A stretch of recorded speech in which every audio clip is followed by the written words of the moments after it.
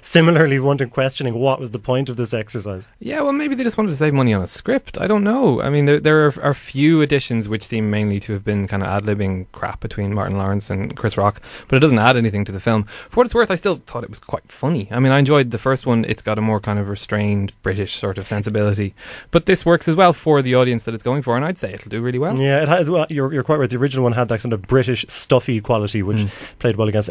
Now, Ross, why, oh why, also another pressing question for you, would you put Chris Rock in the straight man role? This I can't figure out. I mean, you see Chris Rock in an oddball comedy, you're thinking, well, he's funny, he's funny in everything. Why would you play him as a straight guy? I can't figure it out. They leave the gags to Martin Lawrence, who isn't funny, Danny Glover, who isn't funny, Tracy Morgan, who is not funny. Yeah. Okay, sorry, now I'm afraid we do have to stop you there. Now, while Tracy Morgan may not be the best thing about 30 Rock, he still reminds me of 30 Rock, so that's enough.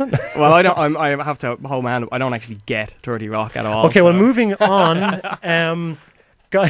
As you said, Peter Dinklage is the only surviving member from the original cast. Yeah. I mean, I sort of feel sorry for this actor. Is he going to be reprising this role when he's 50? Is he just going to be the dwarf who shows up to funerals? Yeah, in remakes of this film. So, guys, can I get your bottom line for Death at a Funeral? I'd give it a 2. You give it a 2. Daniel? 2 as well. 2, okay. Equal billing again for Death at a Funeral. Film reviews.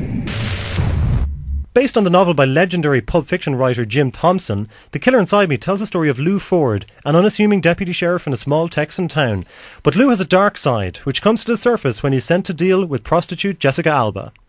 Yes? I'm sorry, ma'am. Come on in. You go on back. I just need to wash up. What do you think you're doing with that? Sheriff's office, ma'am. What are you doing with it? I have a permit. Are you satisfied, copper? Well, I reckon it's all right. And my name's Ford, ma'am, not Copper. Jesus. The only decent-looking guy I've seen in this stinkhole, and he's a Boy Scout with a badge. How much? I don't jazz cops. It's not very polite, ma'am. I just came out here for a little talk. And I asked you what you wanted. Well, I guess I want you out of Central City by sundown. And if I see you here after that, I'm gonna run you in for prostitution.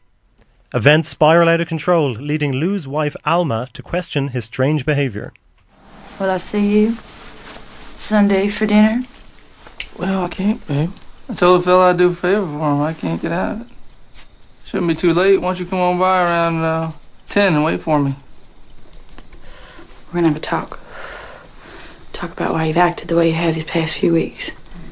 Understand? Yes, Miss Stan. Now, still joining me is Ross McDonough from Metro Herald. Ross, everyone seems to be focusing on the violence in this film. It's all over the news. Is this fair?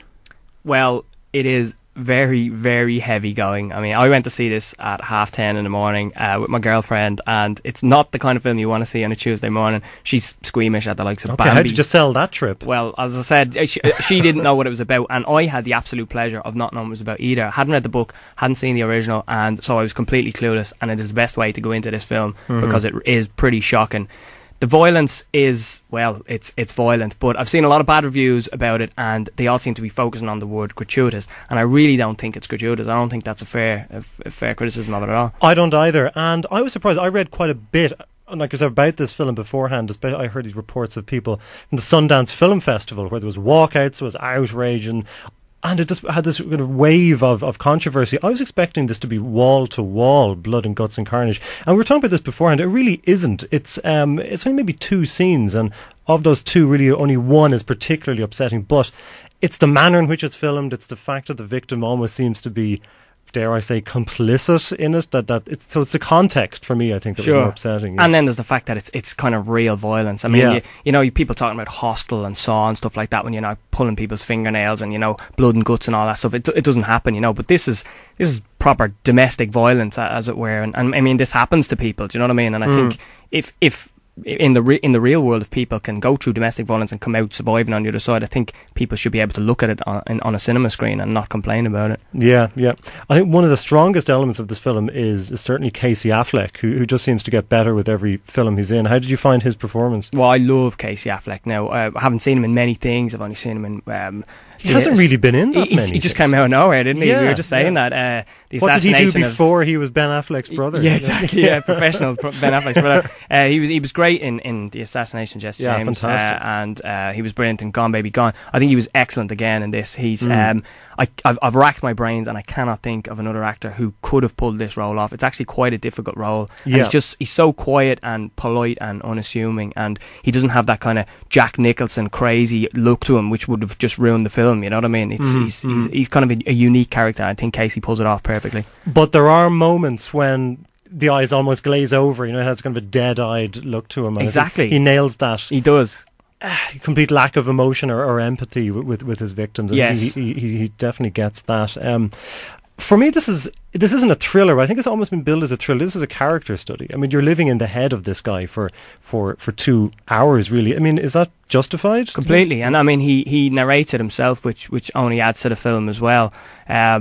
It is hard to pigeonhole, which I think stands to the film. You know, it's very hard to Is it a genre. drama? Is it a thriller? It's very hard, and Yeah. I think that stands to it. Makes it, it's unique, and I think it needs to be seen. Yeah, and I know Winterbottom has justified all of the violence and his choices, his artistic choices, on the grounds that he wanted to make just a very faithful adaptation of the novel. He was filming the violent sequences as they occurred in the novel. Is that enough, do you think? I mean, you don't think it's gratuitous? I don't at all. I mean, it's, as I said, you need a bit of a strong stomach, but it's not over the top. You know what I mean? It's somebody wailing on someone. It's physical violence. You know what I mean? The makeup, from a point of view, is very good. The choreography, I know it's not Matrix, but it is excellent, and it's extremely believable, and that's what makes it so disturbing. Yeah, and it's another wild move for Michael Winterbottom. I don't know how many of his films have you seen? This is actually my first. Is it? Yeah, I've seen all the best bits of 9 songs though.